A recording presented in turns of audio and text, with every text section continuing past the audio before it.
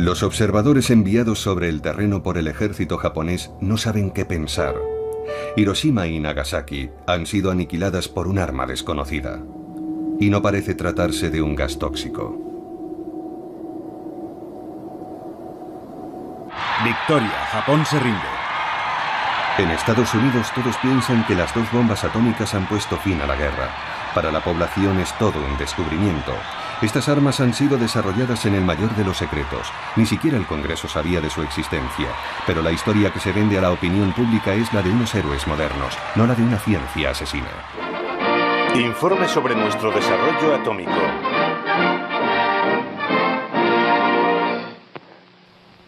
El 16 de julio de 1945 en Alamogordo empezaba la era atómica.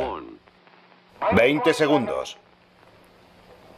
Los doctores James Bryan Conan y Vannevar Barbush se encontraban entre el público. 5 segundos. ¡Fuego!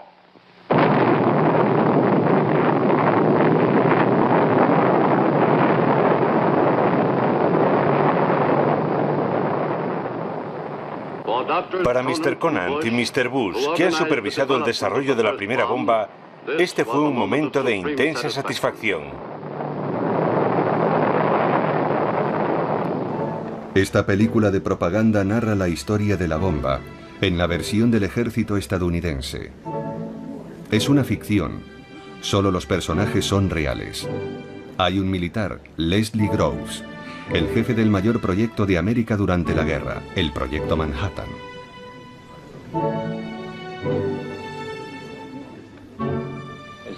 Como jefe del Proyecto Manhattan durante la guerra, yo era el responsable del desarrollo de la bomba atómica, del control de la energía atómica y de toda la seguridad. También está Robert Oppenheimer, el responsable científico del Proyecto Manhattan. Adelante, por favor. Control automático. Esta vez hay mucho en juego. Todo saldrá bien, Robert. Estoy seguro de que no nos vamos a arrepentir. Lo sabremos en 40 segundos. Corten. Su obsesión es saber si la bomba será eficaz.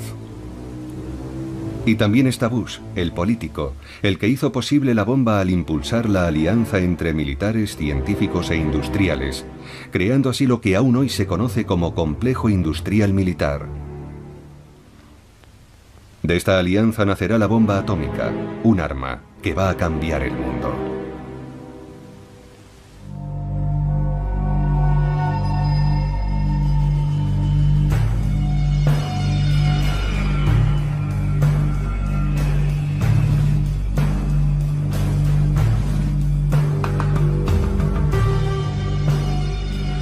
Los Álamos es un centro de investigación militar desde 1943. Por aquel entonces, el científico Oppenheimer convence al militar Groves de que es el lugar idóneo para construir un prototipo de bomba. En realidad, los investigadores disponen de medios casi ilimitados y van a dejar que la ciencia se desate y engendre un monstruo.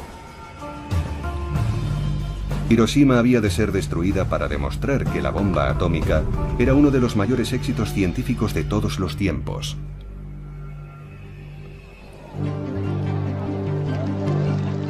Todo empezó en 1939 cuando el célebre físico danés Niels Bohr acudió a los Estados Unidos para una reunión en Princeton. Bohr llega con una mala noticia. Al parecer, un equipo de investigadores alemanes han logrado la fisión de un núcleo de uranio. Esa operación podría producir una energía descomunal. ¿El resultado? La fisión nuclear. En los círculos científicos, la noticia supone todo un bombazo. La parte del átomo que se pierde explota en forma de energía, demostrando así la teoría de Einstein, según la cual la masa y la energía son en realidad una misma cosa. Paralelamente, en marzo de 1939, el ejército alemán ocupa Checoslovaquia. No es solo una catástrofe para Europa Central. Los nazis se apoderan también de la mayor mina de uranio de Europa. Alemania ya dispone de materia prima para concebir una reacción en cadena por fisión nuclear.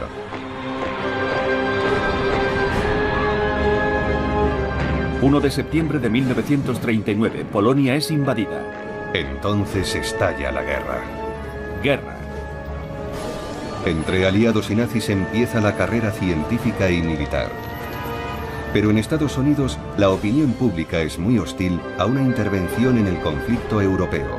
Es un dilema para el presidente Roosevelt, pues debe respetar a sus votantes, pero también preparar a su país para toda eventualidad. Esta nación seguirá siendo neutral, pero no puedo pedirle al pueblo americano que tenga pensamientos neutrales.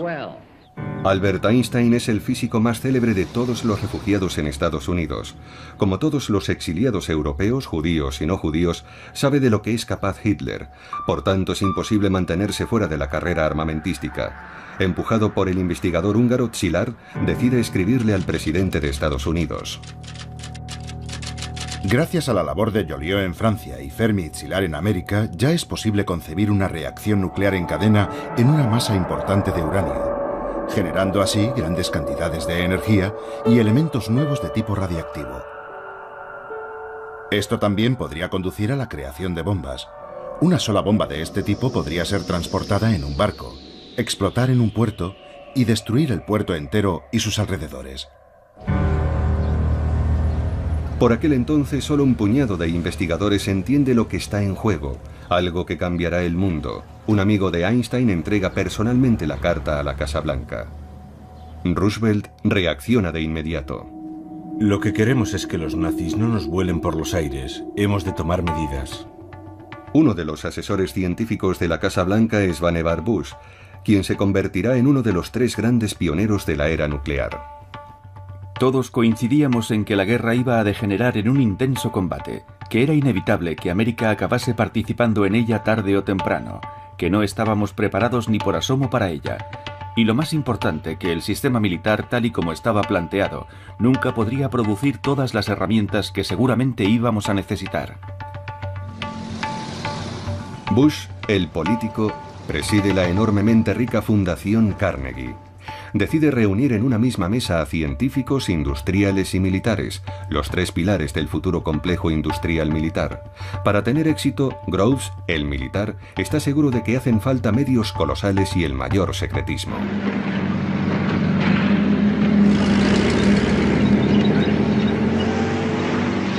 En Europa se precipitan los acontecimientos. Durante el verano de 1940, la ofensiva relámpago de la Wehrmacht noquea a Bélgica y Francia en 6 semanas. Gran Bretaña se encuentra sola frente a Hitler.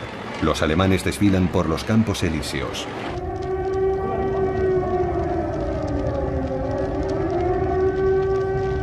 Sus aviones ya tienen a Londres en el punto de mira. Es la Blitzkrieg, o Guerra Relámpago. Los investigadores británicos del átomo llevan por aquel entonces una ventaja considerable. Cambridge alberga un prestigioso laboratorio de investigaciones nucleares. Churchill y el gobierno británico creen que bastarán 3 años para fabricar una bomba atómica.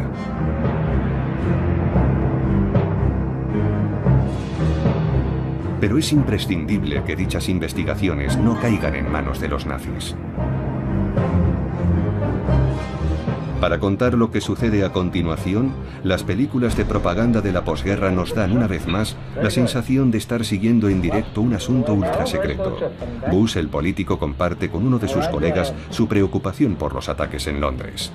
Seguramente los alemanes estén trabajando en una bomba atómica. Como ya te conté, han conseguido mucha agua pesada de esa gran planta de Noruega. ¿Para qué la van a usar si no? ¿Qué le parecen los avances de los británicos? Chadwick y los demás físicos están de acuerdo con nosotros. Con el uranio 235 la bomba funcionará. Pero son conscientes de que eso va a requerir un gran esfuerzo industrial. Los británicos están asfixiados con la actual producción de guerra. Todos solicitan que se realice aquí el trabajo. Y en efecto, la Inglaterra bombardeada decide compartir sus investigaciones con Estados Unidos. Destina a Washington un manual de instrucciones para la energía atómica, el llamado Informe Maud. Hemos llegado a la conclusión de que sería posible fabricar una bomba de uranio de unos 10 kilos que tendría una capacidad de destrucción equivalente a 1.800 toneladas de TNT y liberaría una gran cantidad de material radiactivo letal durante un largo periodo de tiempo en la zona de la explosión.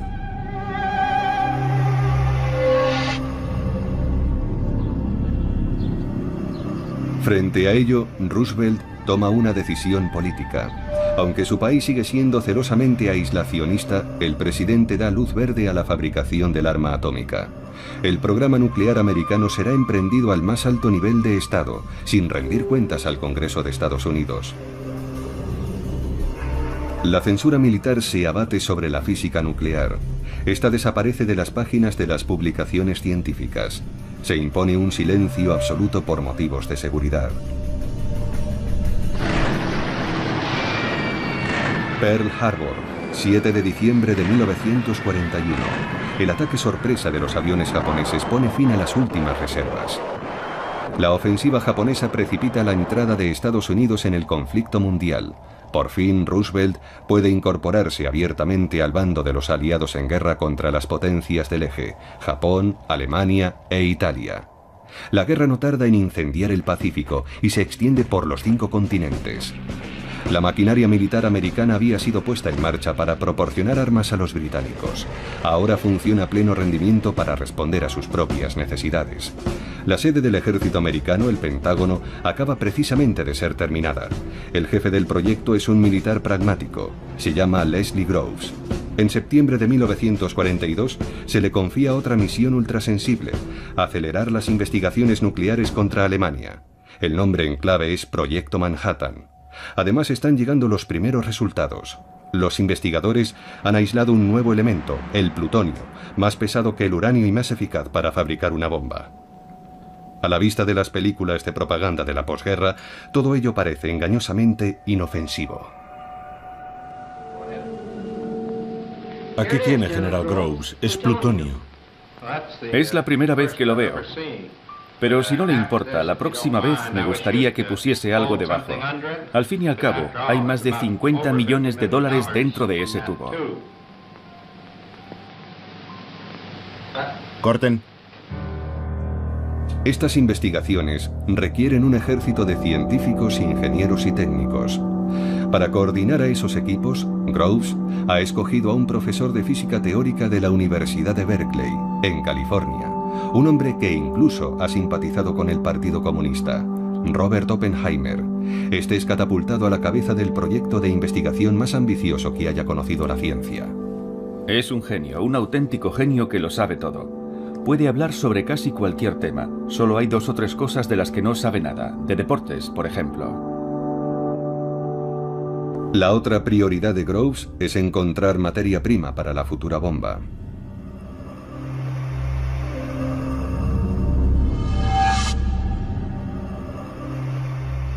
Naturalmente, lo más importante era el mineral de uranio.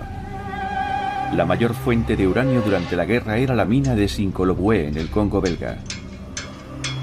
Y el hombre clave en ese campo era Edgar Sandié, el director de la Unión Minera del Alto Katanga. Sandié es un industrial belga y un hombre de negocios previsor. A partir de 1940 había ordenado que todas las reservas de uranio belgas fueran apartadas de los nazis y enviadas a Estados Unidos. En la primavera de 1942, Groves, el militar, descubre con estupor que hay 1.250 toneladas del valioso mineral almacenadas en el mismísimo puerto de Nueva York, un regalo formidable. El abastecimiento del proyecto Manhattan ya está garantizado.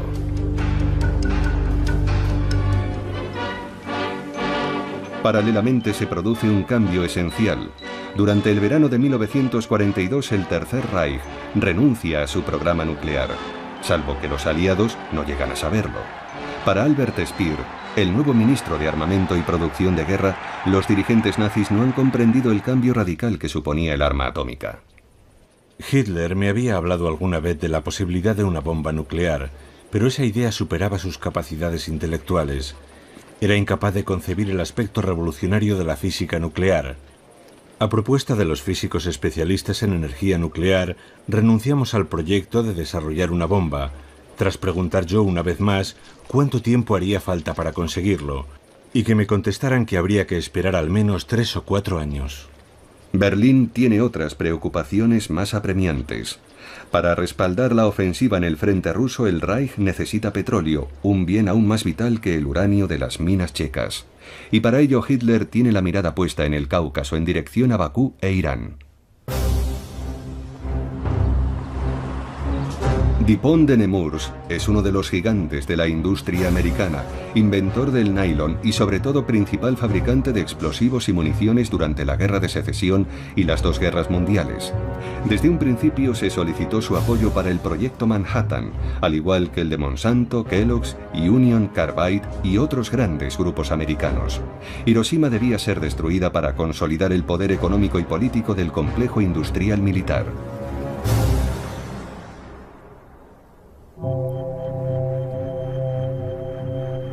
Dos meses después de que Alemania interrumpiera su proyecto nuclear, la pista de squash de la Universidad de Chicago se convierte en un gigantesco ensamblaje de grafito y óxido de uranio.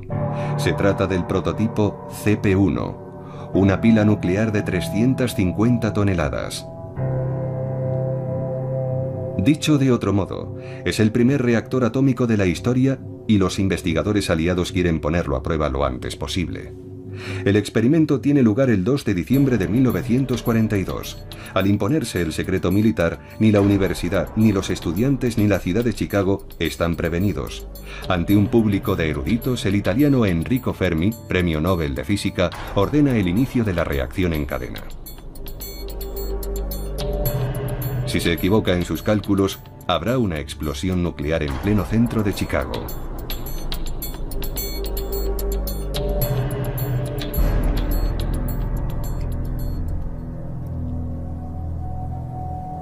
Todo sucede según lo previsto.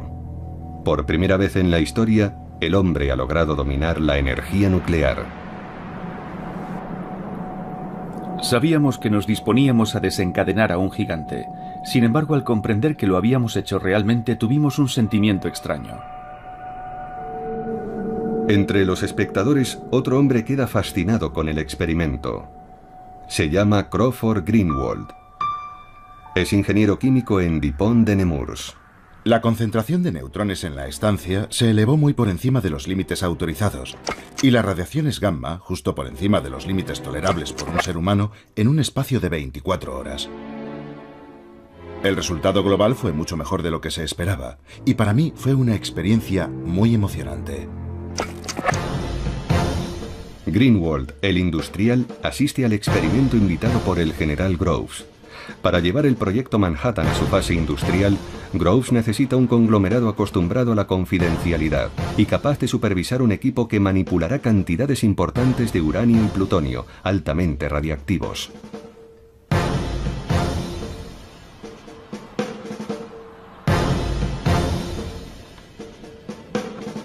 El contrato es colosal, pero los riesgos también. El industrial Greenwald duda.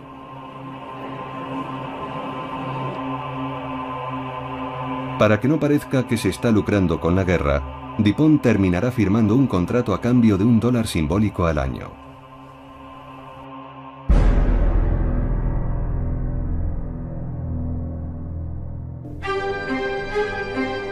Estamos en la costa oeste, en pleno desierto, a 300 kilómetros de Seattle, Hanford. El tamaño de las instalaciones construidas por Dupont de Nemours permite hacerse una idea de las necesidades industriales ingentes del proyecto. Las obras cubren un área de 1.500 kilómetros cuadrados. Tras 9 meses, 85.000 obreros construyen 3 reactores nucleares y una planta purificadora de agua capaz de abastecer una ciudad de 1 millón de habitantes.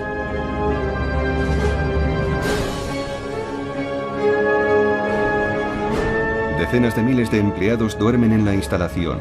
Todos tienen un contrato que les obliga a guardar silencio. Las conversaciones telefónicas son escuchadas y el correo es leído y censurado. Hanford es una planta de producción de plutonio. Preocupado por los efectos de la radiación sobre sus tropas, el industrial Greenwald exige garantías. El militar Groves se compromete a que el gobierno americano pague $10 millones por cabeza en caso de heridas, enfermedad o fallecimiento, un importe astronómico para esa época.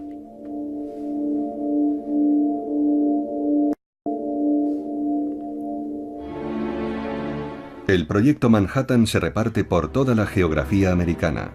Esta otra unidad es gestionada por Monsanto y General Electric.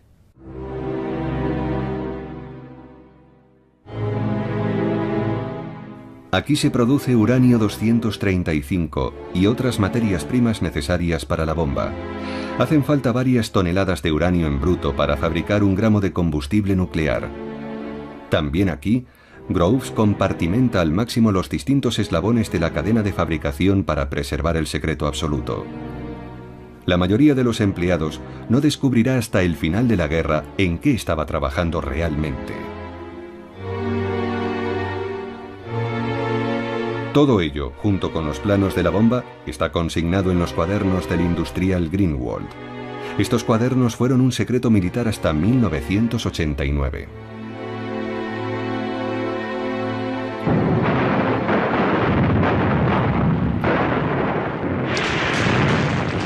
A principios de 1943 el viento de la guerra cambia de dirección. En el frente europeo la ola alemana que se dirigía hacia el Cáucaso rompe violentamente en Stalingrado. Agotado por el invierno ruso, el Sexto Ejército se rinde ante los soviéticos.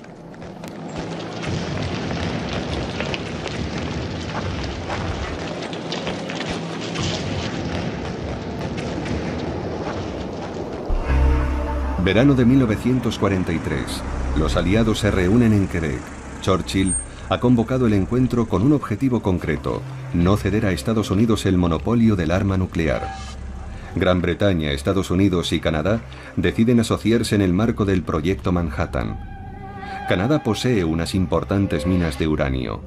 Proporcionará 4.000 toneladas del mineral hasta 1946. 2 años después de que los ingleses pusieran a buen recaudo sus investigaciones al otro lado del Atlántico, una veintena de científicos británicos se incorpora a los laboratorios americanos. Los recién llegados se suman a los miles de investigadores, ingenieros y técnicos que ya están trabajando en el proyecto Manhattan. Los Álamos es el tercer gran centro de investigación del proyecto Manhattan. La vida se desarrolla en condiciones de alta seguridad, en familia, sin contacto con el exterior. La edad media es de 27 años. En este lugar ultrasensible convergen todos los materiales producidos en las distintas plantas industriales. Con ellos se podrán montar las primeras bombas atómicas. Entre los científicos llegados de Londres se encuentra el número K22, Klaus Fuchs. Nadie sabe que este joven físico alemán es un comunista que trabaja para Moscú. La geopolítica se instala en el mundo de los científicos. Sobre el terreno, investigadores y militares se plantean cuestiones muy concretas. ¿Qué arma construir? ¿Bombas de precisión para diezmar la flota enemiga? ¿O más bien un arma de destrucción masiva tal y como la describe el científico Oppenheimer a su amigo Enrico Fermi? Desearía hablarle de la cuestión de los alimentos contaminados por productos radiactivos. Recomendaría postergar el proyecto en la medida de lo posible. Considero que no deberíamos llevar a cabo el plan si no conseguimos envenenar la suficiente comida como para matar a 500.000 de personas.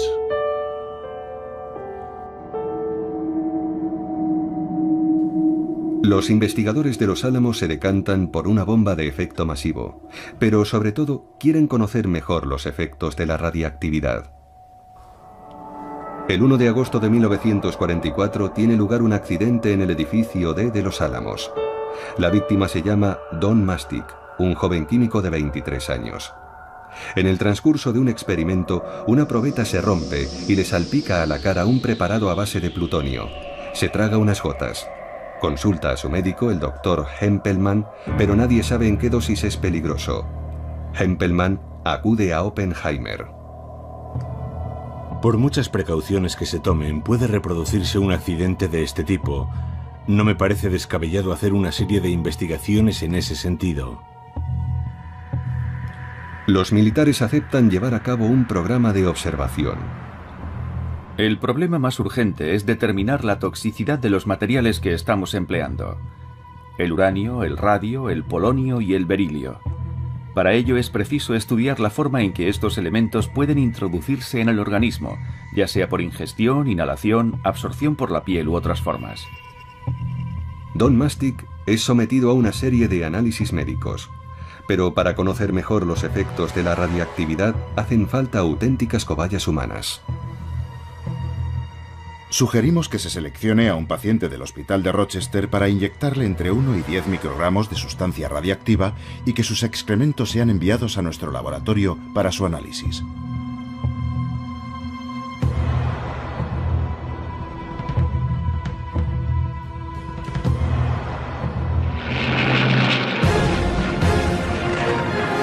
Lejos de los laboratorios americanos, en el verano de 1944, el Ejército Rojo irrumpe en Polonia.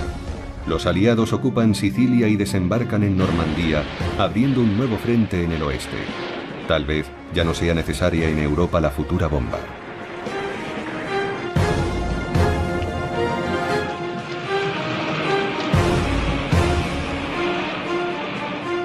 En el Pacífico, la Armada americana se aproxima más laboriosamente a Japón. En el mar de Filipinas, 128.000 marines arrebatan la isla de Saipán a las tropas del emperador. Acto seguido, el Estado Mayor establece ahí sus primeras bases aéreas. Tokio está al alcance de los bombarderos B-29, pero sigue negándose a rendirse. Roosevelt sabe que en política los mayores secretos terminan siempre destapándose. Ya lo había anticipado Lincoln antes que él. Nadie puede engañar a todo el mundo todo el tiempo.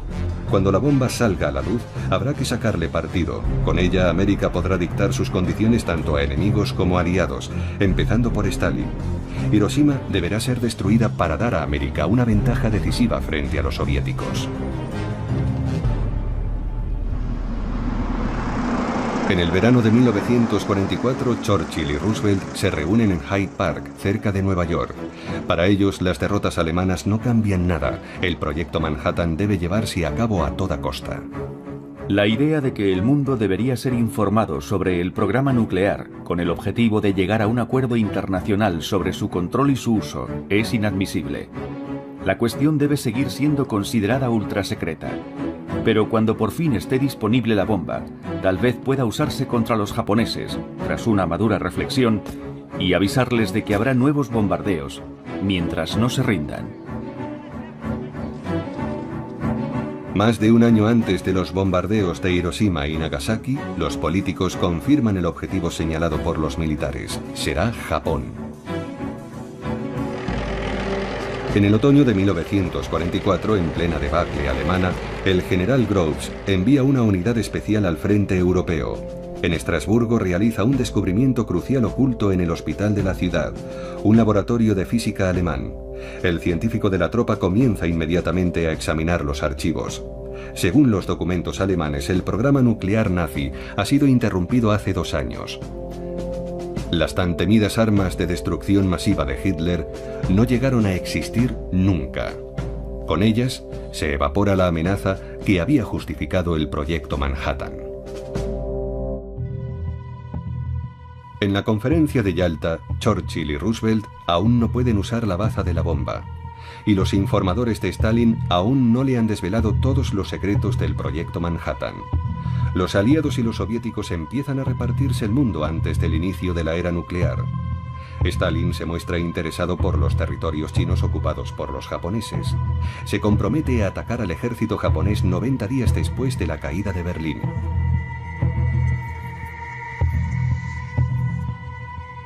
Queda por saber quién será el primero en ocupar el archipiélago, pues Tokio sigue negándose a rendirse.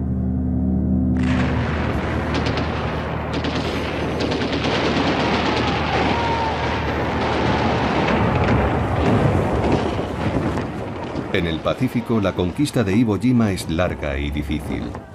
Pero ahora los B-29 de las fuerzas aéreas estadounidenses tienen el terreno despejado para bombardear suelo japonés.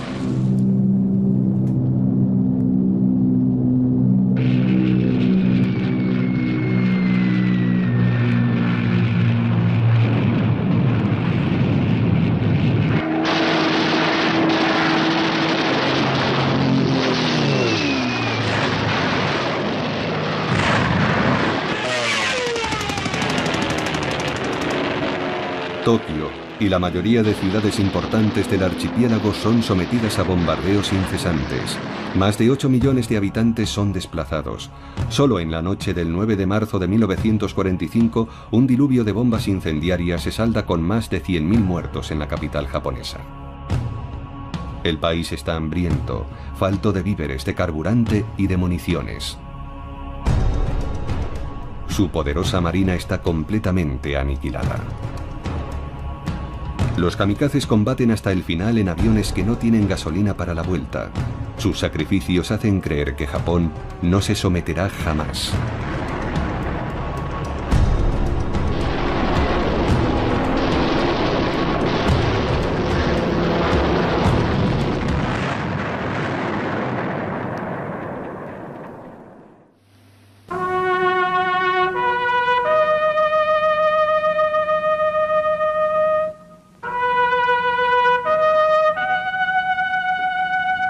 Roosevelt muere el 12 de abril de 1945.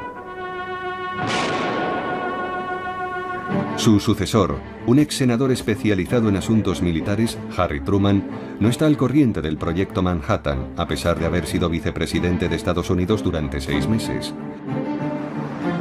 Su secretario de guerra le revela que Roosevelt le ha legado un secreto aplastante. Stimson me dijo que quería hablarme de la existencia de un enorme proyecto en desarrollo. Un proyecto relacionado con la elaboración de un nuevo explosivo con un poder destructivo casi inconcebible. Eso fue todo lo que pudo confiarme entonces, y su declaración me dejó perplejo. Pero Truman no tardará en comprender la ventaja estratégica inédita que le confiere la bomba atómica. El que será su ministro de Asuntos Exteriores, James Burns, un allegado a Roosevelt, está convencido de ello. Burns me dijo que el arma podría ser tan poderosa como para barrer potencialmente ciudades enteras y exterminar poblaciones a una escala sin precedentes. Y añadió que pensaba que la bomba podría darnos los medios para dictar las condiciones del fin de la guerra. El propio Burns escribe el discurso de investidura de Truman. La perspectiva de disponer pronto del arma suprema refuerza la intransigencia americana. Alemania y Japón pueden estar seguros, más allá de toda duda, de que América seguirá luchando por la libertad hasta que no quede una sola bolsa de resistencia.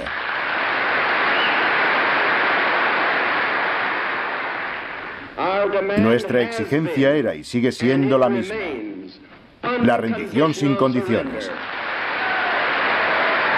La rendición sin condiciones. En Washington, los diplomáticos americanos saben que dicha exigencia es inaceptable para los japoneses.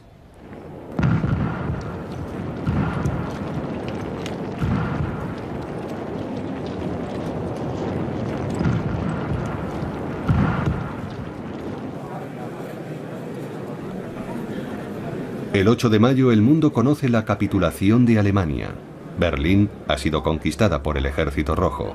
Los soviéticos también han liberado Varsovia, Praga, Budapest y Sofía.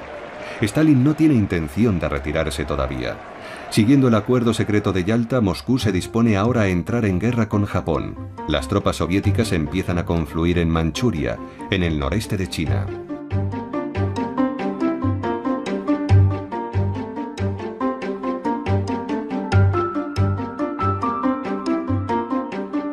En Europa ya ha empezado la posguerra.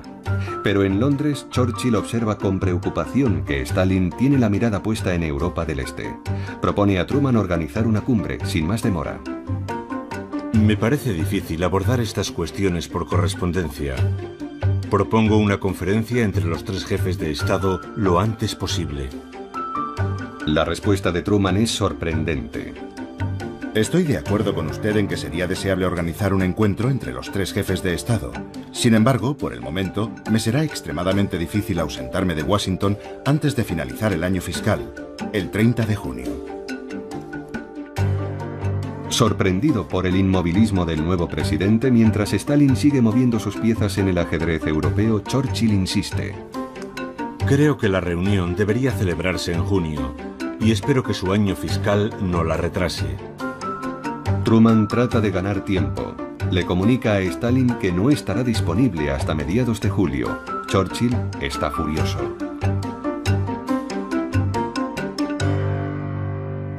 Considero que el 15 de julio, repito, julio, el mes después de junio, es demasiado tarde para abordar las urgentes cuestiones que reclaman toda nuestra atención. Yo había propuesto el 15 de junio, repito, junio, el mes antes de julio, pero si no es posible, ¿por qué no el 1, el 2 o el 3 de julio?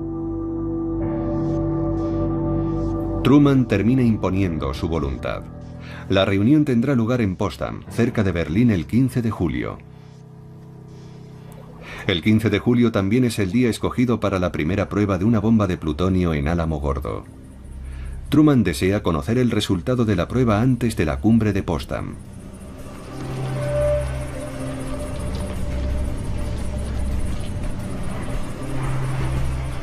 En Álamo Gordo, como en Los Álamos, los equipos trabajan 12 horas al día, 7 días a la semana.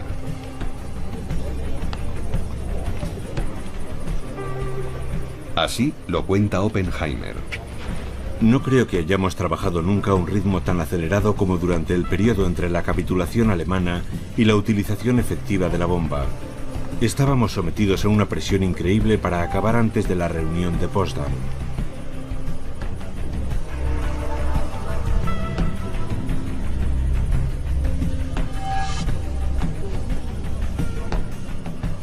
Washington ya no se plantea si hay que usar o no la bomba atómica contra Japón, sino cuándo y, sobre todo, cómo.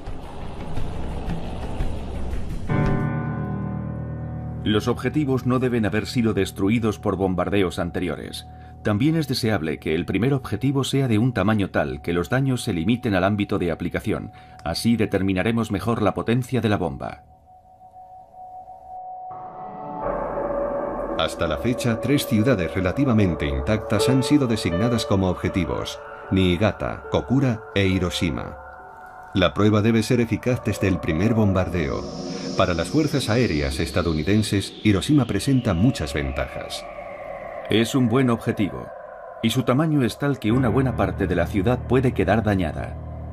Las colinas circundantes podrían producir un efecto de reverberación que aumentaría considerablemente los daños. Queda por saber si hay que advertir a los japoneses. Algunos científicos en Chicago son partidarios de ello. Consideramos imprudente el uso de la bomba nuclear contra Japón sin anunciárselo previamente. Si Estados Unidos es el primer país en usar este nuevo medio de destrucción, perderá el apoyo de la opinión pública en todo el mundo. Leo Szilard, el físico exiliado amigo de Einstein, acude específicamente a Washington para defender la causa de los civiles. El secretario de Estado americano Burns le da a entender que ya nada puede detener la máquina. Me dijo que habíamos gastado ya $2.000 millones para desarrollar la bomba. ¿Cómo iba a destinar el Congreso más fondos a la investigación sobre la energía nuclear si no se mostraban los resultados obtenidos con el dinero ya gastado? El Congreso empieza a hacerse preguntas sobre la ingente cantidad de gastos no justificados del Ejército de Tierra. Después de 3 años de secreto absoluto, la bomba debe salir a la luz. Mientras no haya sido usada contra un objetivo real, su potencia seguirá siendo invisible, incomprensible. No podemos proponer ninguna demostración técnica capaz de poner fin a la guerra. La única alternativa que vemos es el uso militar directo. Los responsables políticos y científicos son unánimes. Hay que utilizar la bomba. Se está configurando un nuevo mundo. El 1 de junio de 1945, el secretario de Guerra lo declara ante los industriales y los científicos. Las implicaciones del proyecto Manhattan van mucho más allá de la actual guerra. Hay que mantener intactas las plantas industriales existentes, formar reservas importantes de materiales de uso militar, industrial y técnico, y por fin abrir el camino al desarrollo industrial. América ya está preparando el futuro. La bomba atómica desempeñará un papel central en él, y la perspectiva de una industria nuclear a gran escala empieza a perfilarse.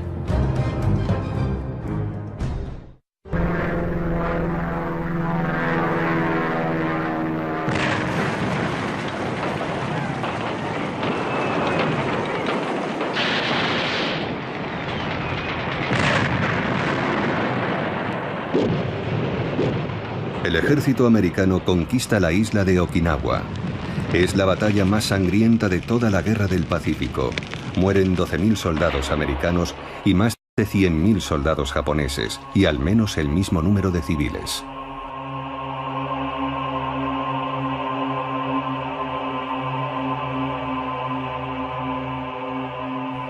Okinawa era la última muralla antes del desembarco de las fuerzas americanas en el archipiélago japonés. En Tokio, el Palacio Imperial busca por encima de todo una forma de negociar el fin de la guerra sin sacrificar al emperador. Así lo hace saber a través de Moscú unos días antes de la conferencia de Potsdam. El 7 de julio, Truman y su secretario de Estado, Burns, embarcan en el acorazado Augusta con rumbo a Potsdam. Allí descubren que los japoneses han remitido un telegrama muy urgente a su embajada en la Unión Soviética. Hoy nos ha llegado la primera prueba real de que los japoneses desean poner fin a la guerra. Un mensaje interceptado que envió el ministro de Asuntos Exteriores, Togo, a Sato, su embajador en Moscú.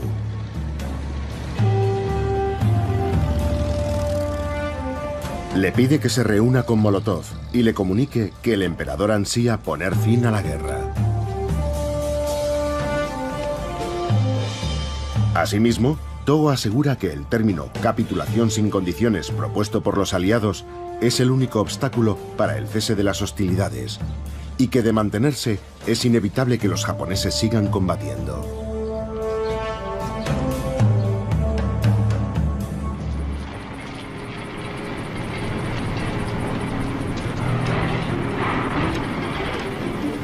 En el desierto de Nuevo México llega el día que todos esperaban.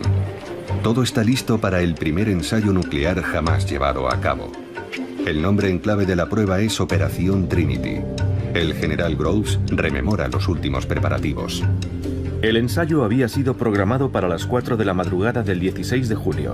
La idea era que a una hora tan temprana, una explosión llamaría menos la atención de los observadores eventuales, ya que la mayoría de la gente estaría durmiendo.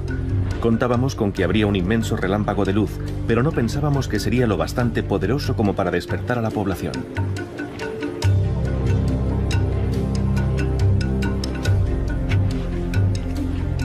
Lo llaman el Gadget, una bomba de implosión cargada con 6 kilos de plutonio.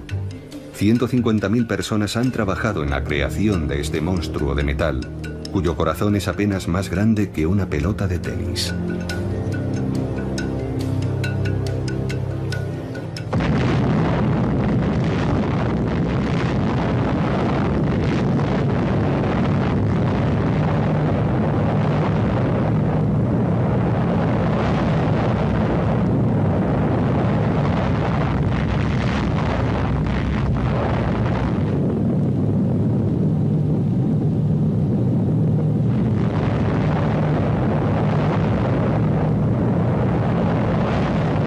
La bola de luz fue visible en un radio de hasta 300 kilómetros. El éxito del primer ensayo nuclear de la historia superó todas las expectativas. El hombre ha adiestrado una nueva fuerza de la naturaleza. El proyecto Manhattan ha dotado a Estados Unidos del arma absoluta, pero el secreto ha de ser mantenido, hoy más que nunca.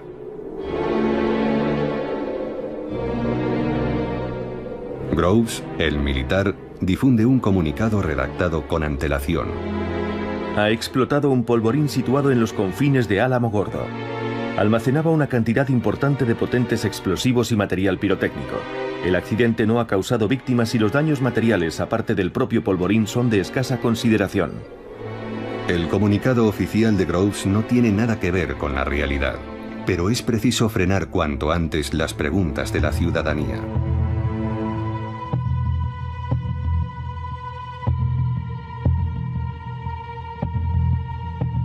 Truman y Burns llegan a Potsdam ese mismo día. Reciben al instante un telegrama encriptado procedente de Álamo Gordo. La operación tuvo lugar por la mañana. El diagnóstico es aún reservado, pero los resultados parecen satisfactorios y ya superan las previsiones. Durante su primera entrevista con Stalin, Truman aún no ha asimilado todo el alcance de esas palabras. La conferencia sigue su curso.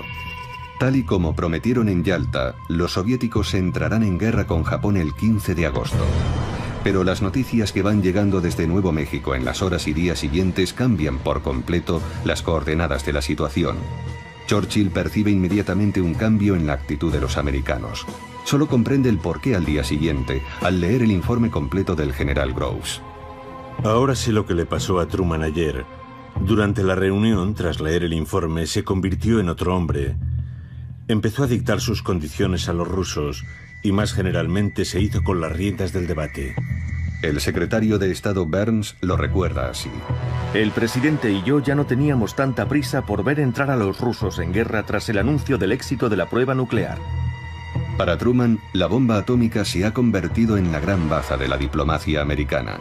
Ese mismo día escribe en su diario: Desde luego, es bueno para el mundo que no hayan sido los secuaces de Hitler o los de Stalin los descubridores de la bomba atómica. Parece la cosa más terrible jamás descubierta, pero podemos convertirla en la más útil. Truman ya no necesita el respaldo soviético para doblegar a Tokio, pero aún queda por probar la bomba antes de que un Japón totalmente arrinconado entregue las armas. 2 días más tarde, Groves envía otro telegrama a Potsdam. Dependiendo del estado de preparación del paciente y las condiciones atmosféricas, la operación podría tener lugar en cualquier momento a partir del 1 de agosto. Comienza la cuenta atrás. La orden de soltar la bomba es transmitida el 25 de julio a las fuerzas aéreas estratégicas en el Pacífico.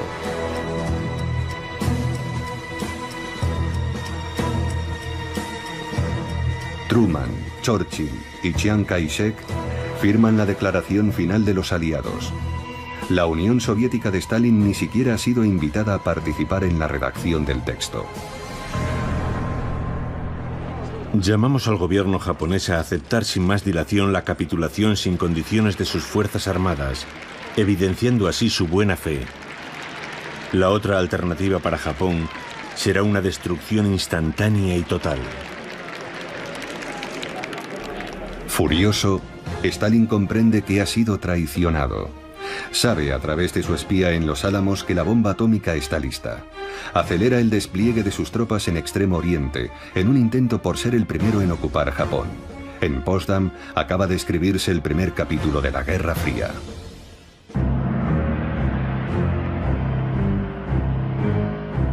Descubrir armas nuevas forma parte del arte militar. Sumirlas en el mayor de los secretos también. Sin embargo, si nos atenemos a la leyenda, el lanzamiento de las 2 bombas atómicas contribuyó a salvar la vida de millones de soldados americanos y de civiles, poniendo punto y final a la guerra. En realidad, Hiroshima había de ser destruida para demostrar al mundo entero el poderío del arsenal americano.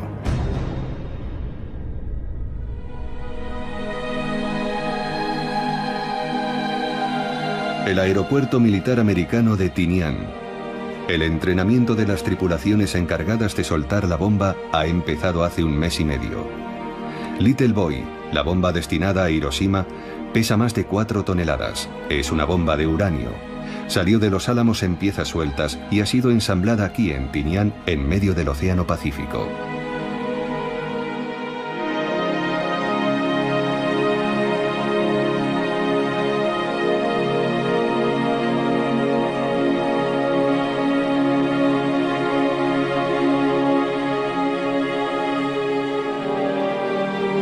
Un bombardero B-29 se prepara para recibir la bomba.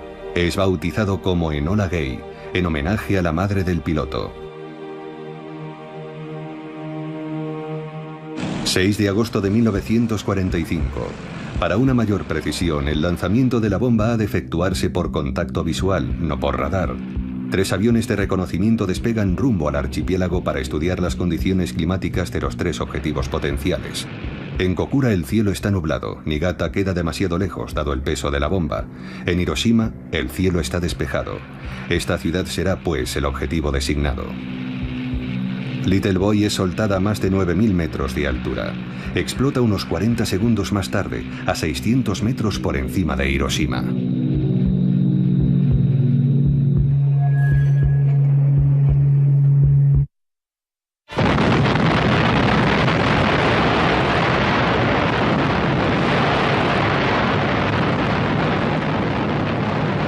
bola de fuego liberada por la explosión nuclear alcanza una temperatura de 1.000.000 de grados centígrados. Se propaga a una velocidad superior a la del sonido, quemando todo el oxígeno a su paso. Es como si estuvieran haciendo un sol en la superficie de la Tierra.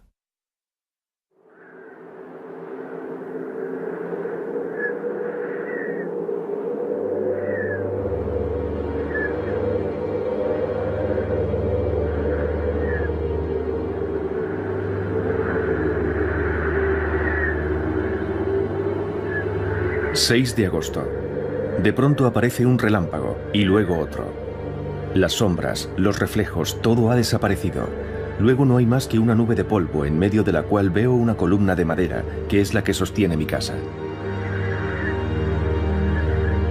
Hiroshima, 8:15 de la mañana. El doctor Hachiya se disponía a ir al hospital. Anota estas frases en su diario el mismo día de la explosión.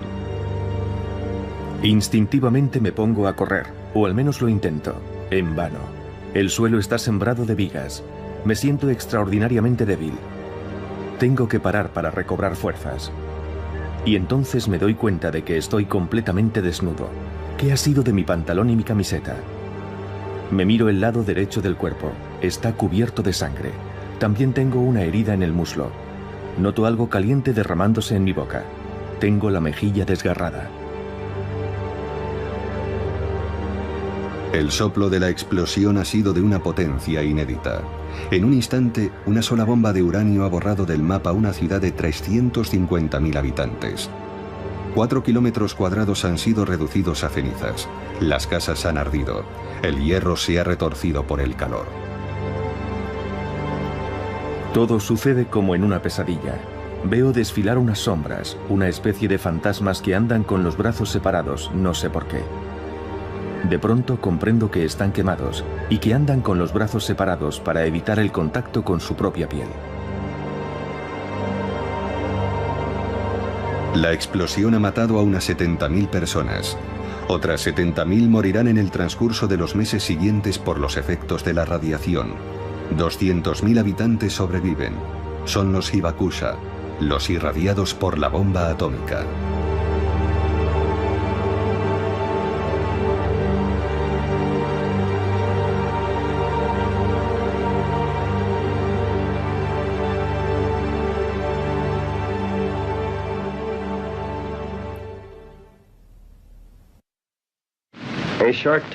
Un avión americano acaba de lanzar una bomba sobre la ciudad de Hiroshima, destruyendo su utilidad para el enemigo. La potencia de esta bomba es superior a la de 20.000 toneladas de TNT. Es una bomba atómica. Es la dominación del poder elemental del universo. A los 2 días de la explosión de la bomba en Hiroshima, los soviéticos declaran la guerra a Japón. 1,5 millones de soldados atraviesa las fronteras de Manchuria, ocupada por Japón desde 1931. Las tropas japonesas no se defienden. Faltas de municiones, se rinden ante los soviéticos. En la base de Tinian, la segunda bomba está lista por fin. La concepción de Fat Man es muy distinta a la de Little Boy. Es una bomba de plutonio, como el gadget de la Operación Trinity. Es menos cara que Little Boy, es más eficaz, y su producción en masa es más fácil. Hay que probarla a toda costa. Ya solo falta la dedicatoria del general Groves. Se la transmite desde Estados Unidos a su brazo derecho, el coronel Farrell. Para Hirohito, con todo mi cariño.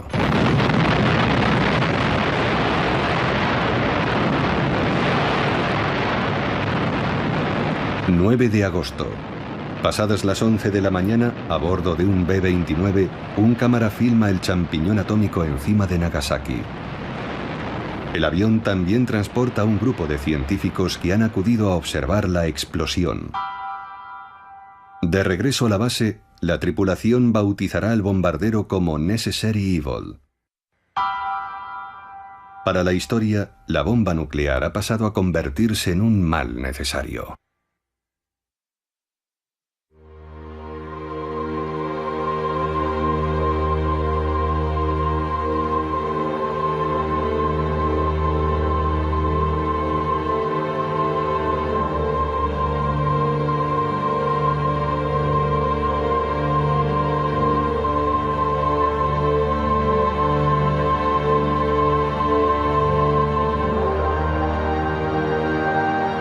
En Nagasaki, 80.000 habitantes mueren en el acto o en los 4 meses siguientes.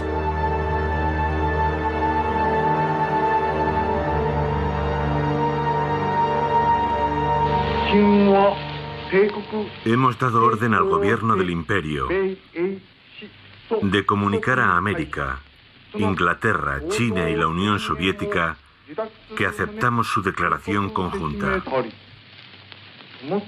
El 15 de agosto de 1945, el pueblo japonés oye por primera vez la voz de su emperador. Este les comunica la capitulación de su país. El Palacio Imperial no solo se ha rendido ante la bomba. A su modo de ver, Tokio se enfrenta a un peligro aún mayor. El ejército rojo está avanzando hacia el norte del archipiélago. Para evitar que Japón quede bajo la influencia soviética, Washington deja una esperanza de supervivencia al régimen imperial. El texto de la capitulación no dice nada del destino de Hirohito. El texto es firmado el 2 de septiembre a bordo del acorazado Missouri. Las tropas de ocupación del general MacArthur desembarcan en Japón menos de un mes después de los bombardeos nucleares.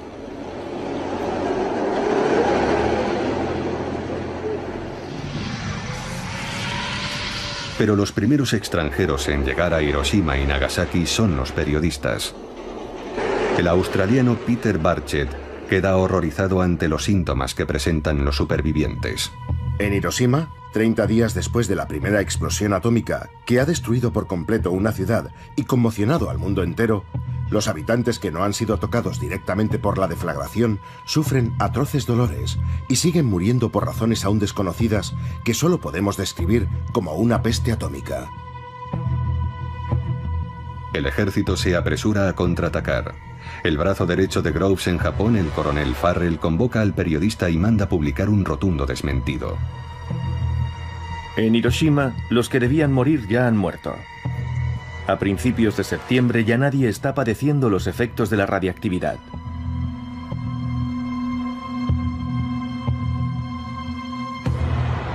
Farrell visita el hospital de Hiroshima. El personal médico lo acribilla a preguntas. A mediados de septiembre aconseja a su jefe, Groves, que extienda las operaciones de apaciguamiento. Ayer en Hiroshima nos reunimos con los médicos japoneses. El profesor Suzuki nos preguntó si la explosión no habría liberado algún tipo de gas tóxico.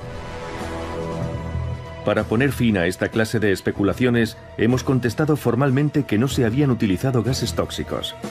Hacemos pública esta información y sería conveniente que ustedes desempeñaran la misma labor con los aliados. La máquina de la propaganda entra en funcionamiento. Hay que tranquilizar a todo el mundo mientras las tropas americanas se instalan en el país. En Estados Unidos, la operación de propaganda también empieza a dar sus frutos. Los responsables del proyecto Manhattan consiguen vender a la prensa la proeza tecnológica de los Álamos. El 11 de septiembre de 1945, el militar Groves y el científico Robert Oppenheimer organizan para la prensa un viaje a la zona cero de Nuevo México.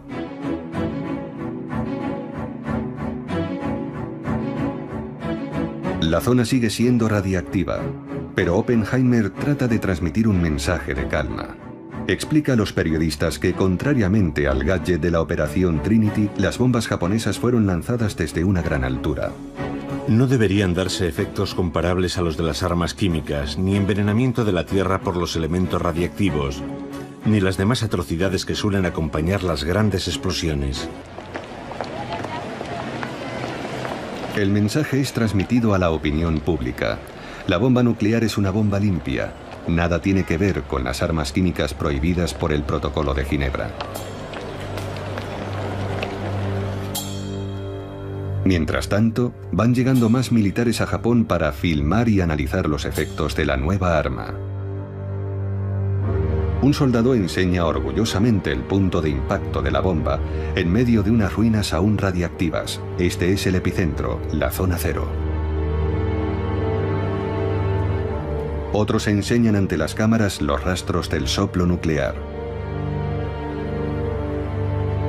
Estudian cuidadosamente la propagación de los rayos incandescentes y las huellas que han dejado en los edificios.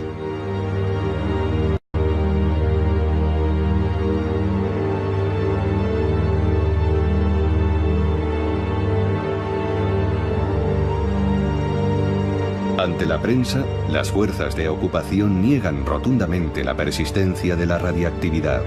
Mientras tanto, los observadores americanos siguen midiéndola meticulosamente.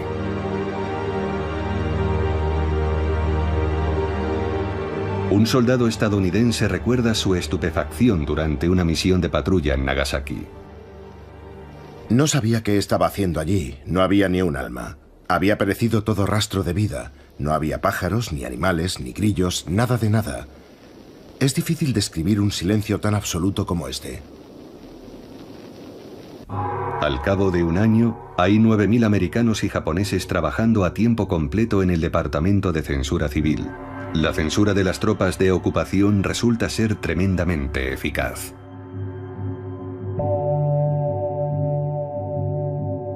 En los periódicos de Hiroshima se retiran los caracteres de imprenta correspondientes a los términos bombardeo atómico y radiactividad. Durante casi 10 años, ningún japonés podrá leer una línea sobre los supervivientes irradiados, los hibakusas. Tras el fuego atómico, se abate una cortina de plomo sobre Hiroshima y Nagasaki.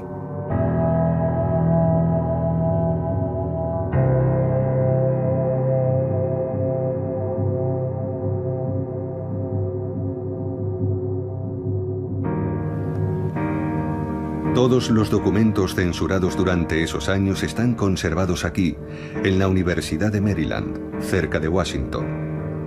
Decenas de miles de libros, periódicos y carteles. Frente a los oficiales americanos que protestan contra el peso de esta censura, el general MacArthur se mostrará siempre inflexible. Esta propaganda falaz y perniciosa tiene por objetivo dar la impresión de que se ha instaurado una censura arbitraria y cínica. Tras haber amordazado a la prensa, queda una operación más delicada por llevar a cabo: la desinformación sobre los efectos de la bomba. En noviembre de 1945, el Congreso americano abre una comisión de investigación sobre el desarrollo del átomo y su control. Groves prosigue su operación de legitimación ante los senadores. Si hubiéramos tenido que combatir en Japón, el número de víctimas hubiera sido enorme. Churchill lo estimaba en más de 1 millón de muertos. La bomba atómica hizo imposible que los japoneses siguieran en guerra, pese a su decisión de combatir hasta el final. Si hubieran seguido, se habrían llevado con ellos a decenas de miles de americanos. Groves juega con las cifras. ¿La bomba ha salvado a algunas decenas de miles o 1 millón de vidas americanas? Da lo mismo. Lo importante es defender en directo la doctrina del mal necesario ante los parlamentarios. Asimismo, ante la cuestión sensible de las radiaciones residuales, Groves se atiene a una línea oficial poco escrupulosa con los matices. No hay radiaciones residuales, un no muy rotundo. Salvo en el momento de la propia explosión, que solo ha durado un instante, no ha habido daños radiactivos. Un senador le pregunta si existe algún antídoto contra la radiación. Groves responde lo siguiente: Hay varios tipos de daños radiactivos. Si la radiación es lo bastante fuerte, la muerte es instantánea. Una dosis menos fuerte puede entrañar una muerte diferida, pero los médicos dicen que el sufrimiento es soportable y que incluso es una forma bastante agradable de morir. Los que han estado expuestos a una radiación leve pueden curarse con el paso del tiempo. ¿Pero es solo cuestión de tiempo o han de someterse a un tratamiento? Es cuestión de tiempo. Si una persona que trabaja con materiales radiactivos es irradiada accidentalmente, le basta con un periodo de baja para curarse. Los senadores terminan adhiriéndose a las tesis de Groves. Su objetivo es el mismo: tranquilizar a la opinión pública sobre el desarrollo nuclear llamado a un futuro radiante. Entre los militares, la unanimidad de fachada sobre los beneficios de la bomba nunca ha sido total. Tan solo 2 días después del bombardeo de Nagasaki, el hombre que transmitió la orden de soltar la bomba, el general Spaatz, ya apuntaba en su libreta: Cuando se discutió sobre la bomba atómica en Washington, estando yo presente, no era partidario de usarla. Por lo mismo por lo que nunca he estado a favor de destruir ciudades enteras y exterminar a todos sus habitantes. Ese mismo día, el expresidente Herbert Hoover le confiaba al secretario de guerra Stimson: el uso de la bomba atómica y el exterminio indiscriminado de mujeres y niños me escandalizan profundamente.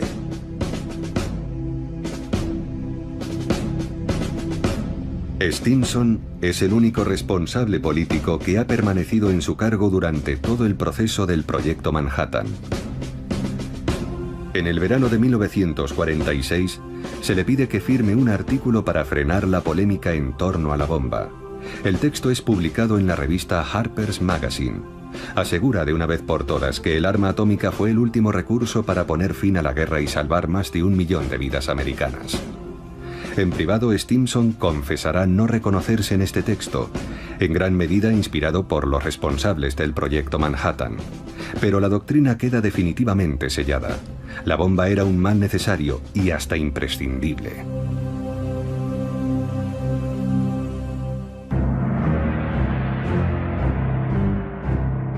En Nueva York, un congreso reúne a científicos, industriales y militares en torno a la cuestión del futuro del átomo.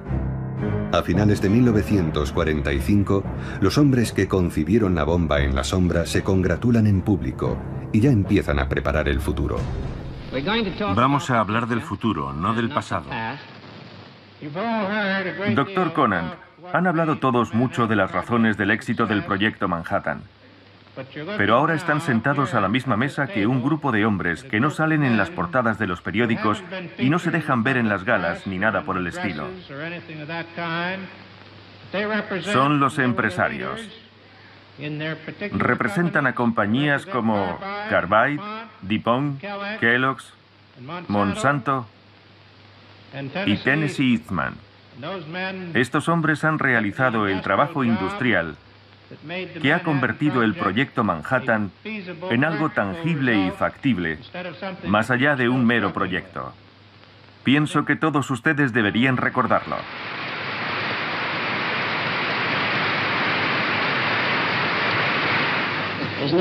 No veo ninguna diferencia entre resolver los problemas de la construcción de una bomba atómica, lo que ya era una tarea enorme, y resolver los problemas del uso de la energía atómica con fines pacíficos.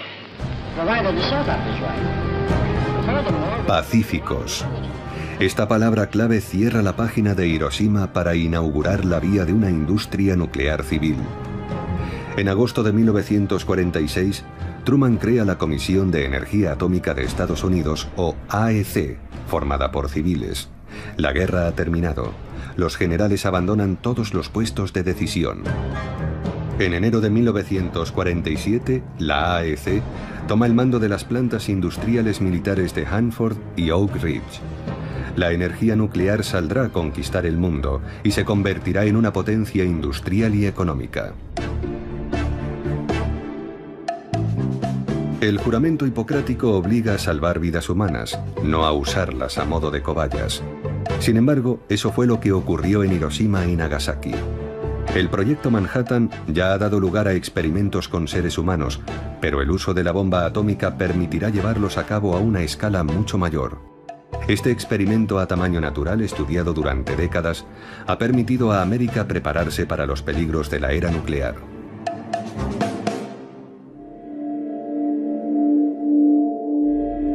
Para comprender ese secreto, hay que remontarse a los inicios del Proyecto Manhattan. Ya entonces, los científicos, así como los industriales, están preocupados por los efectos de la radiactividad sobre el cuerpo humano. Exigen que se practiquen experimentos concretos. El joven científico que había tragado accidentalmente algo de plutonio fue solo el primero de una larga serie. Los radiólogos quieren conocer la dosis máxima de radiación tolerada por el cuerpo. Abril de 1945. Por fin ha llegado el día del primer experimento con un cuerpo humano. Hemos podido corroborar con precisión los datos del laboratorio. Se selecciona a una serie de pacientes en diferentes hospitales. Cada uno recibe un número encabezado por las iniciales HP, por Human Product, es decir, producto humano. Se ha tomado la decisión de no informar a los pacientes de la naturaleza del producto que se les estaba inoculando. Unas jeringuillas especiales de plomo son concebidas para inyectar dosis de plutonio de unos 5 microgramos. Los resultados confirman los de las pruebas realizadas sobre animales. No deparan ninguna sorpresa. El plutonio, 30 veces más tóxico que el radio, es un poderoso cancerígeno. 3 pacientes son sometidos a estas pruebas en abril de 1945 y otros 11 a partir de septiembre tras el fin de la guerra. Por aquel entonces, el responsable del proyecto Productos Humanos acaba de llegar a Nagasaki. Es el Dr. Warren, el médico jefe del proyecto Manhattan. Warren no ha venido a curar a las víctimas ni a compartir datos con los médicos japoneses. Quiere estudiar los efectos del plutonio sobre los irradiados. Toda la información es transmitida a Estados Unidos. Enfermedades causadas por la radiactividad. Al finalizar el periodo crítico de 2 semanas, las quemaduras y llagas que creíamos en vías de curación han empeorado repentinamente y no se han podido detener las hemorragias. Muchos de los pacientes han muerto y la cifra de fallecidos no ha parado de aumentar cada día. Han aparecido erupciones cutáneas en la mitad superior del cuerpo de las víctimas, extendiéndose por el resto del cuerpo, y su estado ha empeorado. Otro de los síntomas característicos del periodo crítico es la alopecia. Este soldado se encontraba en un cuartel a 1 kilómetro del epicentro.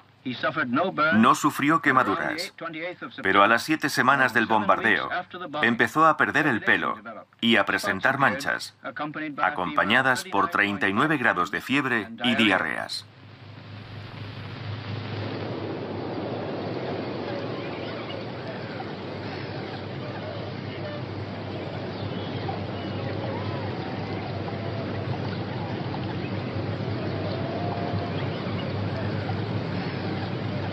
Los asistentes de Warren recopilan informes médicos, toman muestras y filman la evolución de los síntomas. Examinan individualmente a cada paciente para averiguar dónde y cómo se halló expuesto a la bomba atómica o la gravedad de sus quemaduras. Todos esos datos son cuidadosamente consignados y clasificados como secretos de defensa. Un médico japonés, el Dr. Hida, lo recuerda así. El director del hospital nos comunicó una orden del Ministerio de Sanidad que debíamos observar todos, tanto los pacientes como los empleados. Los daños provocados por los bombardeos de Hiroshima y Nagasaki son un secreto militar americano. Nadie debe comunicar lo que ha visto, oído o sabe sobre la realidad de estos daños, ni oralmente, ni por escrito, ni en dibujo, ni en foto. Los que desobedezcan serán castigados.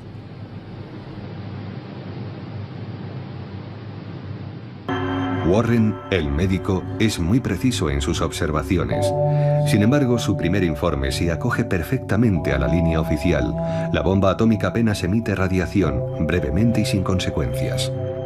Las radiaciones de las explosiones nucleares que causaron daños físicos fueron emitidas principalmente durante el segundo después de la explosión. Han podido aparecer algunas heridas más tarde, pero todas se produjeron durante el primer minuto.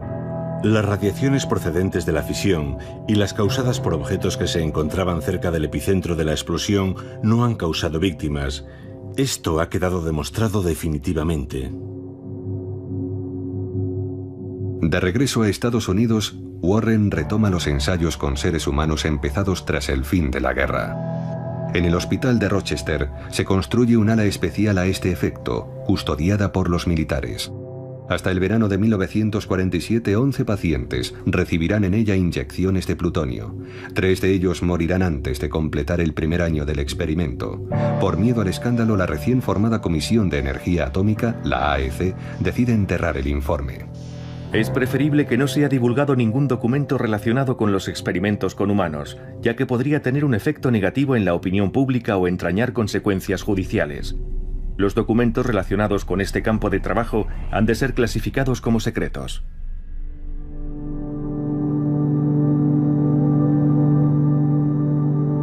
En Estados Unidos se habla de la ética médica, mientras en Hiroshima y Nagasaki comienza una gran investigación sobre las radiaciones. El nuevo secretario de la Armada, James Forrestal, presiona a Truman para que explote los datos científicos recabados en Hiroshima y Nagasaki. Los resultados provisionales de la investigación arrojan que unos 14.000 japoneses han sido irradiados por la explosión nuclear. El análisis de estas personas y de los demás habitantes es una oportunidad única y muy importante para los aliados para emprender investigaciones médicas y biológicas sobre los efectos de la radiactividad. Dichas investigaciones no pueden ser interrumpidas ahora, sino que han de llevarse a cabo a largo plazo. Una oportunidad única. Poco después, Truman promueve la fundación de una comisión de víctimas de la bomba atómica, la ABCC, que se instala en Hiroshima y Nagasaki. Con la colaboración del Ministerio de Sanidad japonés, la ABCC retoma el trabajo del Dr. Warren a gran escala, estudiar el efecto a largo plazo de la radiación sobre las víctimas de la bomba. Una vez más, los supervivientes se ven obligados a cooperar en las investigaciones médicas, sin recibir ningún tratamiento. Una vez más, los datos recabados son clasificados, recopilados, archivados y enviados a Estados Unidos. América se prepara así para enfrentarse a los nuevos peligros de la era nuclear. Los bancos de datos médicos de la ABCC fueron secreto de defensa hasta 1975. En 1973, un informe confidencial de la ABCC explicaba la vital importancia de esta labor para futuras generaciones. Desde el punto de vista de la protección contra la radiación, es importante y útil conocer las consecuencias a largo plazo de las bombas atómicas. Las observaciones sobre el cáncer, el envejecimiento acelerado, las alteraciones citogenéticas y las mutaciones en los descendientes deben proseguirse al menos durante toda la vida de los supervivientes. Estos conocimientos pueden aplicarse a las futuras políticas sanitarias de las naciones donde el progreso genere indirectamente catástrofes radiactivas. Progreso. Ya ha sido pronunciada la palabra. Será el leitmotiv del boom de la posguerra y de la Guerra Fría. El progreso a toda costa sin consultar a los pueblos. Y el paroxismo del progreso es la energía nuclear.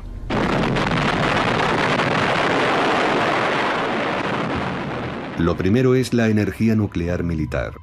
A finales de los 40 se abre la carrera armamentística a una velocidad exponencial. La Unión Soviética se apresura en alcanzar a su gran rival. Luego seguirán Francia, China y otros que participarán en la carrera en secreto. Israel, la India y Pakistán. El arsenal mundial se convierte en un monstruo incontrolable.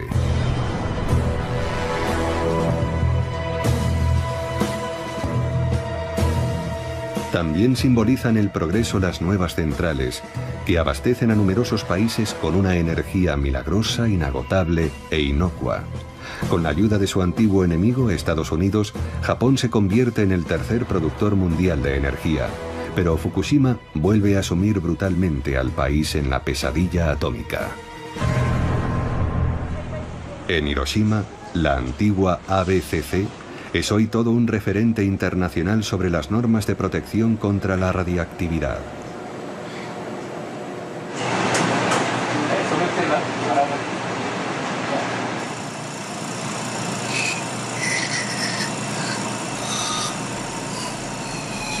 Nadie había imaginado que los irradiados de Hiroshima padecerían leucemias, hemorragias en las encías o manchas en la piel.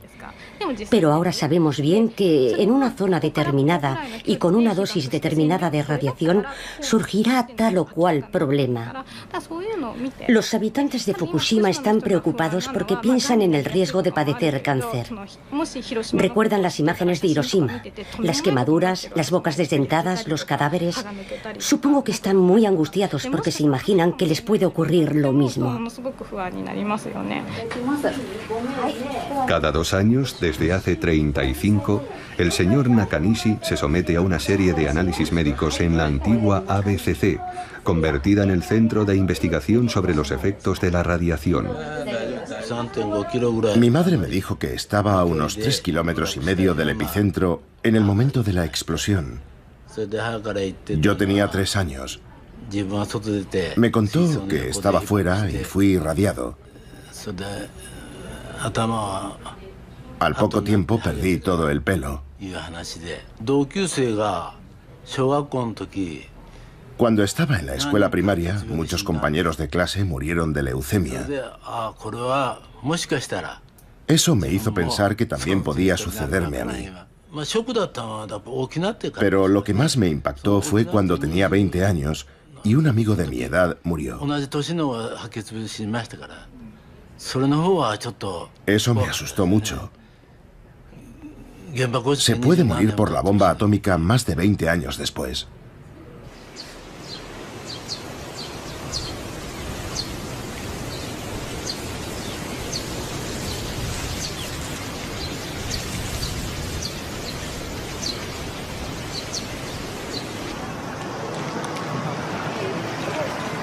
Todos los años, el 6 de agosto, los habitantes de Hiroshima conmemoran el día en que el mundo se adentró en la era nuclear. Japón fue el único país víctima de la bomba atómica.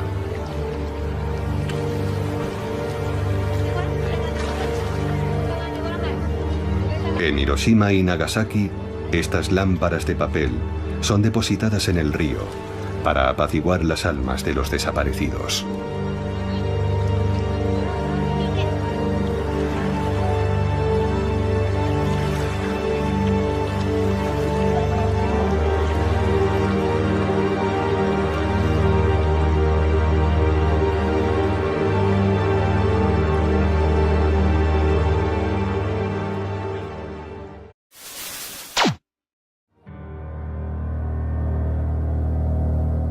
Los observadores enviados sobre el terreno por el ejército japonés no saben qué pensar.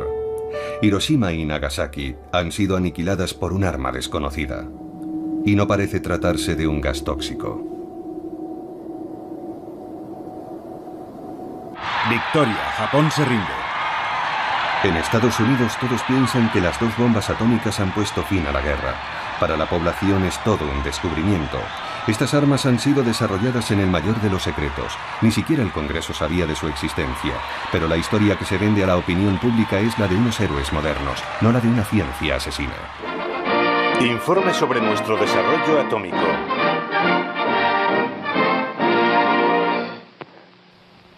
El 16 de julio de 1945, en Alamogordo, empezaba la era atómica. 20 segundos. Los doctores James Bryan Conant y Vannevar Bush se encontraban entre el público. 5 segundos. ¡Fuego!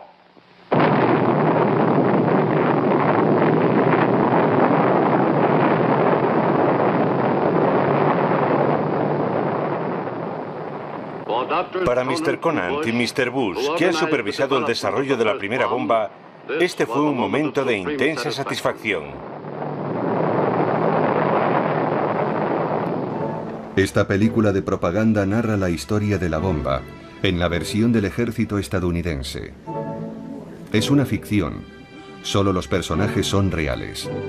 Hay un militar, Leslie Groves, el jefe del mayor proyecto de América durante la guerra, el Proyecto Manhattan.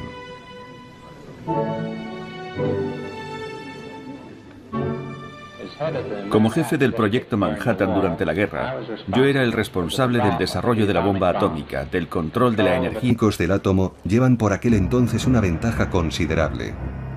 Cambridge alberga un prestigioso laboratorio de investigaciones nucleares. Churchill y el gobierno británico creen que bastarán 3 años para fabricar una bomba atómica.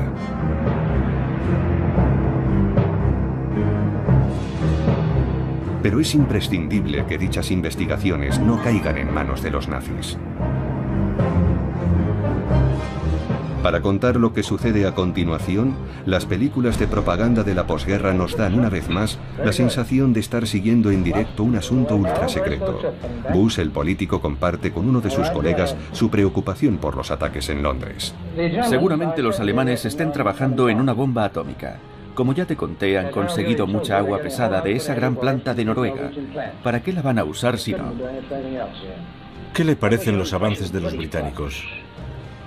Chadwick y los demás físicos están de acuerdo con nosotros. Con el uranio 235 la bomba funcionará. Pero son conscientes de que eso va a requerir un gran esfuerzo industrial. Los británicos están asfixiados con la actual producción de guerra. Todos solicitan que se realice aquí el trabajo. Y en efecto, la Inglaterra bombardeada decide compartir sus investigaciones con Estados Unidos. Destina a Washington un manual de instrucciones para la energía atómica, el llamado Informe Maud.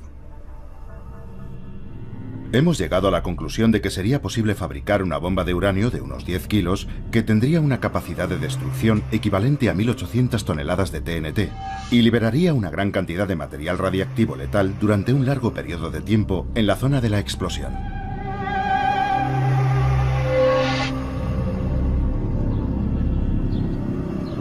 Frente a ello, Roosevelt toma una decisión política. Aunque su país sigue siendo celosamente aislacionista, el presidente da luz verde a la fabricación del arma atómica. El programa nuclear americano será emprendido atómica y de toda la seguridad. También está Robert Oppenheimer, el responsable científico del proyecto Manhattan. Adelante, por favor. Control automático. Esta vez hay mucho en juego. Todo saldrá bien, Robert. Estoy seguro de que no nos vamos a arrepentir. Lo sabremos en 40 segundos. Corten. Su obsesión es saber si la bomba será eficaz. Y también está Bush, el político, el que hizo posible la bomba al impulsar la alianza entre militares, científicos e industriales, creando así lo que aún hoy se conoce como complejo industrial militar.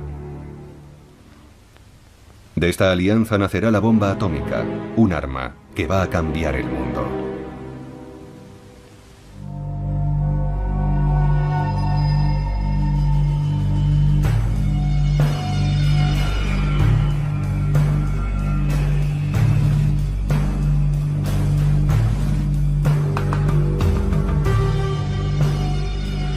Los Álamos es un centro de investigación militar desde 1943. Por aquel entonces, el científico Oppenheimer convence al militar Groves de que es el lugar idóneo para construir un prototipo de bomba. En realidad, los investigadores disponen de medios casi ilimitados y van a dejar que la ciencia se desate y engendre un monstruo. Hiroshima había de ser destruida para demostrar que la bomba atómica era uno de los mayores éxitos científicos de todos los tiempos.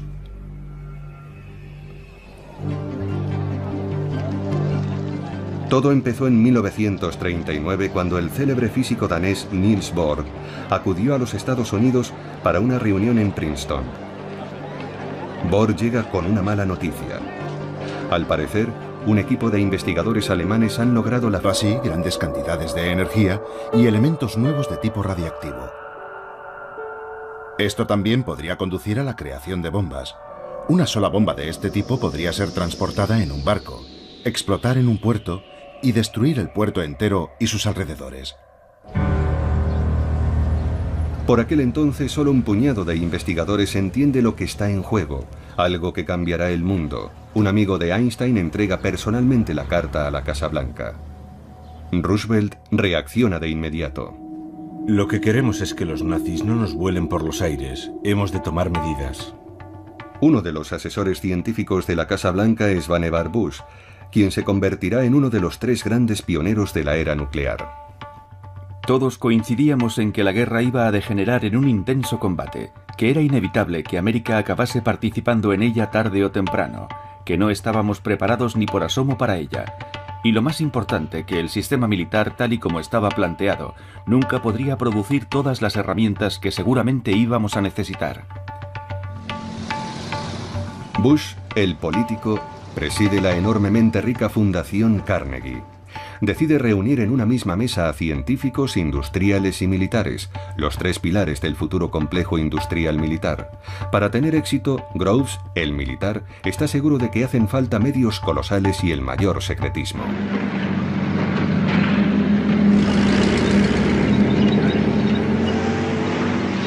En Europa se precipitan los acontecimientos. Durante el verano de 1940, la ofensiva relámpago de la Wehrmacht noquea a Bélgica y Francia en 6 semanas. Gran Bretaña se encuentra sola frente a Hitler. Los alemanes desfilan por los Campos Elíseos.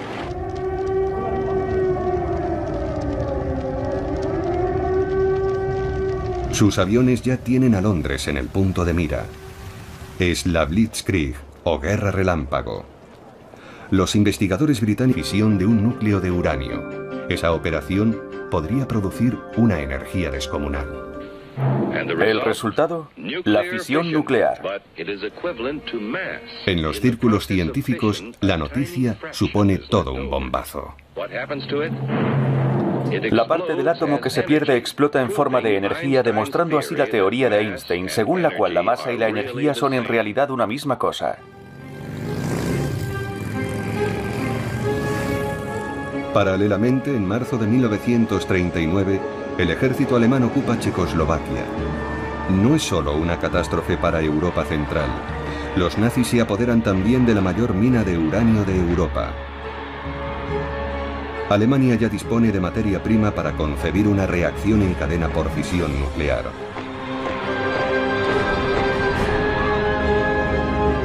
...1 de septiembre de 1939, Polonia es invadida.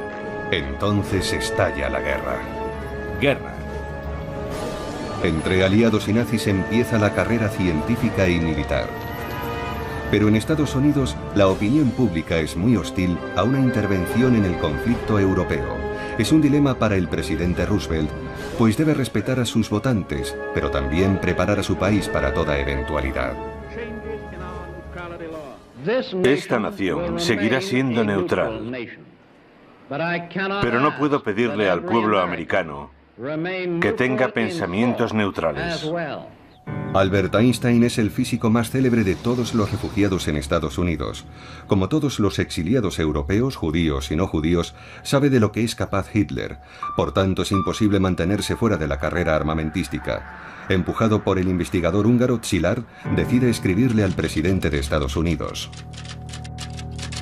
Gracias a la labor de Joliot en Francia y Fermi y Szilard en América, ya es posible concebir una reacción nuclear en cadena en una masa importante de uranio, generando